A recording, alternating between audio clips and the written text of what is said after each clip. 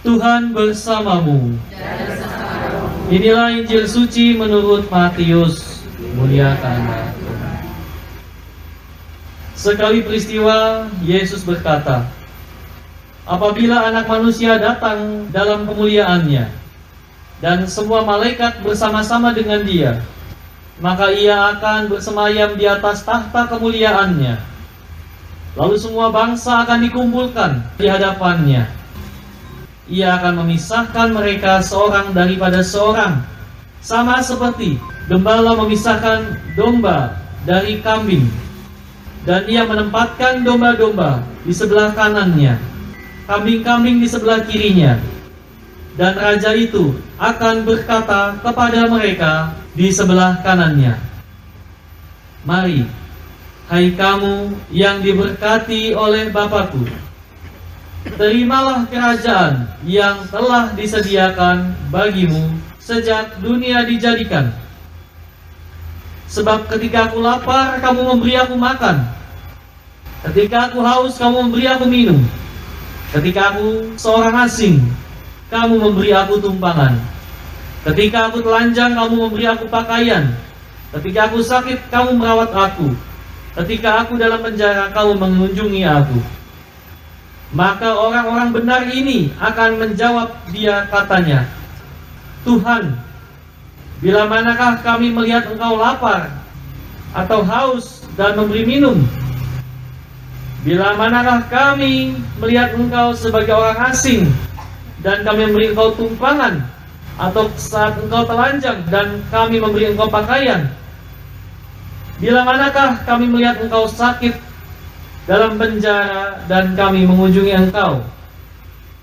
Dan Raja itu akan menjawab mereka, aku berkata kepadamu, sesungguhnya segala sesuatu yang kamu lakukan untuk salah seorang dari saudaraku yang paling hina ini, kamu telah melakukannya untuk aku.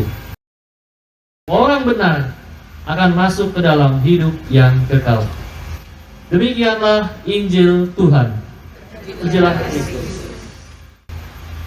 Saudara sekalian yang terkasih dalam Yesus Kristus, apa yang dialami oleh orang yang sudah meninggal? Orang yang sudah meninggal itu akan menghadapi 2 kali pengadilan. Yang kedua itu pengadilan umum di hadapan semua makhluk. Itu terjadi pada hari kiamat. Kapan kita tidak tahu, tetapi yang jelas itu ada. Itu pengadilan yang kedua. Lalu pengadilan yang pertama itu dihadapi begitu seseorang itu meninggal. Jadi kalau seorang itu meninggal, dia langsung akan berhadapan dengan pengadilan, tetapi bukan pengadilan umum, melainkan pengadilan khusus yang sifatnya lebih pribadi, lebih personal. Jadi tidak bisa begitu meninggal langsung beli cireng atau bala-baladu, tidak. Dia langsung menghadapi pengadilan. Dan apa yang dilihat di sana? Injil yang tadi dibawakan oleh Pastor Boni itu membantu kita untuk mengetahui. Ada kambing dan domba, yang satu di sebelah kanan, yang satu di sebelah kiri. Apa ukurannya? Kok yang satu ditaruh di kiri, satu lagi ditaruh di kanan? Ukurannya adalah sikap peduli terhadap orang yang oleh Tuhan memang perlu diberi perhatian dan diprioritaskan. Ada banyak hal yang bisa diperhatikan, tetapi ternyata Tuhan itu tidak menyamaratakan. Ada yang sungguh diperhatikan, ada yang sungguh diprioritaskan. Yang ditaruh di tempat yang bahagia bertanya, mengapa kok saya di sini?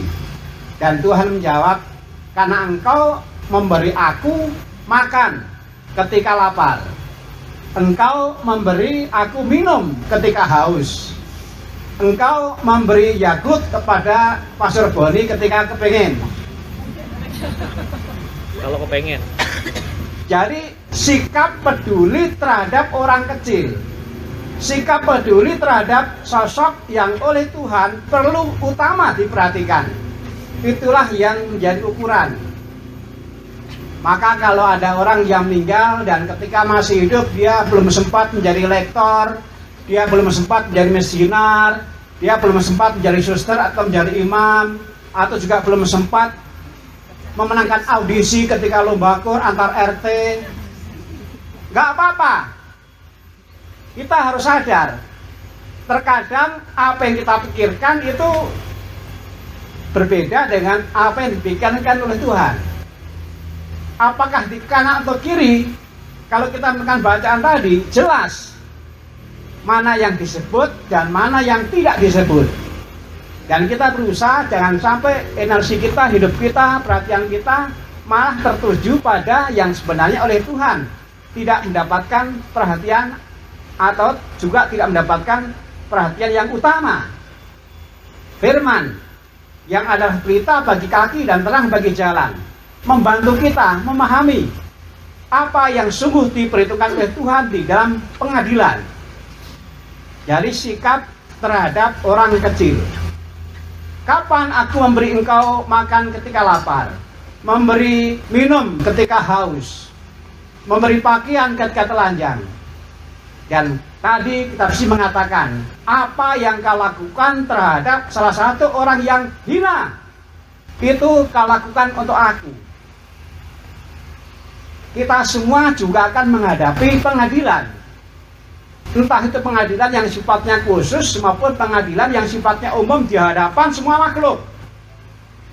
Dan pengadilan Tuhan itu nggak bisa direkayasa. Pengadilan Tuhan itu nggak bisa disogok. Tuhan nggak butuh saksi, karena Tuhan sudah melihat.